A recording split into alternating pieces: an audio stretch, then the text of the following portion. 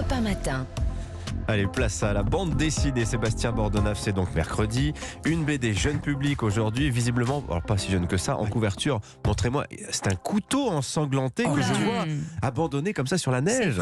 Visiblement, il y a eu un meurtre. Bien vu, inspecteur Dimitri. En fait, les Américains parlent d'une catégorie littéraire bien précise. Eux, ils parlent de littérature young adulte, qu'on pourrait traduire, nous, par jeune adulte. Bordenave, on dit en français. Hein.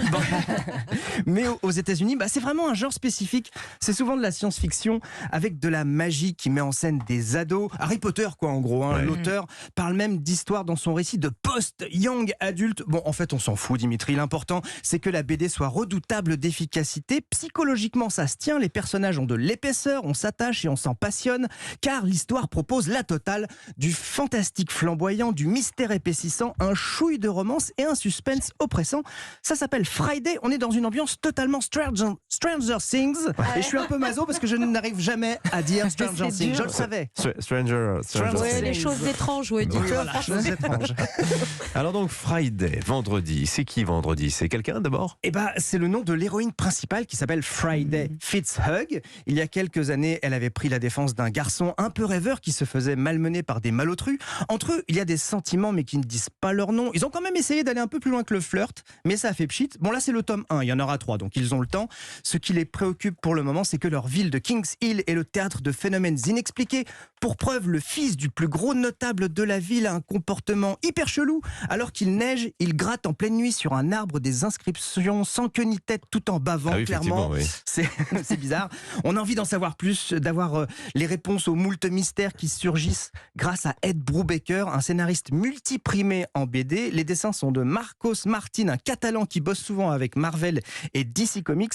N'hésitez pas, Friday chez Glénat, de la très bonne BD pour tout le monde, même pour la plus grande de la famille, celle qui passe sa vie sur TikTok. Oh, ça a l'air super. Les dessins sont magnifiques, c'est très joli. Vincent est déjà accro. Friday. L'ado du groupe, Vincent Hervouet, est déjà accro. Le young adult du Club Culture d'Europe 1 matin. Laurie Choleva, les sorties ciné. Isabelle Huppert à l'affiche cette semaine, au cœur d'une affaire d'État. Effectivement, dans La syndicaliste de Jean-Paul Salomé, sortie aujourd'hui, qui revient sur une histoire vraie, celle de Maureen Kearney, une employée CFDT chez Areva, devenue lanceuse d'alerte, qui a tenté de révéler grâce à des documents confidentiels qu'un accord était en train d'être signé en Chine et qui a fini par être agressée chez elle. Maureen Kearney s'est fait agresser chez elle, c'est quoi cette histoire? Vous avez des ennemis? Depuis 1 an, je travaille sur un dossier sensible chez Areva. Il négocie avec les Chinois dans le dos du gouvernement. Vous avez des preuves? Madame Kearney, à part vos empreintes et celles de vos proches, on n'a rien trouvé. Mais j'étais violée. Vous pensez qu'elle pourrait avoir tout inventé? Il est dangereux, ce type. Vous croyez que je vais me laisser intimider par une petite syndicaliste de rien du tout? Je vais vous réduire en miettes. Un thriller passionnant qui met en lumière ce parcours de combattante.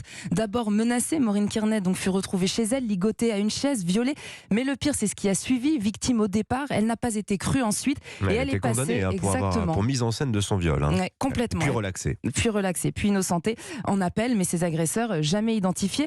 L'interprétation magistrale d'Isabelle Huppert joue sur cette ambiguïté de ce personnage qui interpelle, car elle n'a pas l'attitude d'une bonne victime. Isabelle Huppert me confiait d'ailleurs samedi dans Clap que c'est justement ce qui lui a plu dans ce rôle. C'est vrai que ce qui est intéressant pour l'actrice que je suis, c'était de rendre au fond le visage de la vérité aussi crédible que celui du mensonge. Et c'est en ça que le film devient un thriller, parce qu'il y a un véritable suspense jusqu'au bout.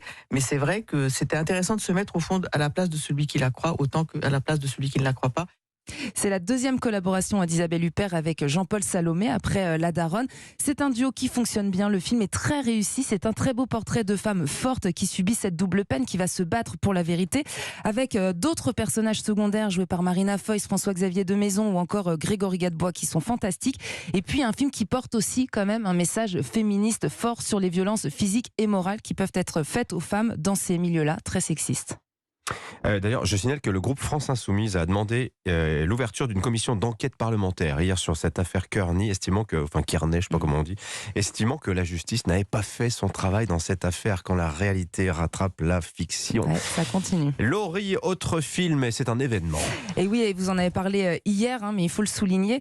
Florian Zeller sort aujourd'hui son nouveau film après The Father, qui avait permis à Anthony Hopkins d'obtenir l'Oscar du meilleur acteur. Ça s'appelle The Son, et c'est remarquable. Voilà. Déchirant comme souvent avec Florian. Entretien avec Florian Zeller, signé Adrien Bagest, à retrouver sur europe1.fr. Merci beaucoup Laurie. Avec plaisir. Merci à tous les trois.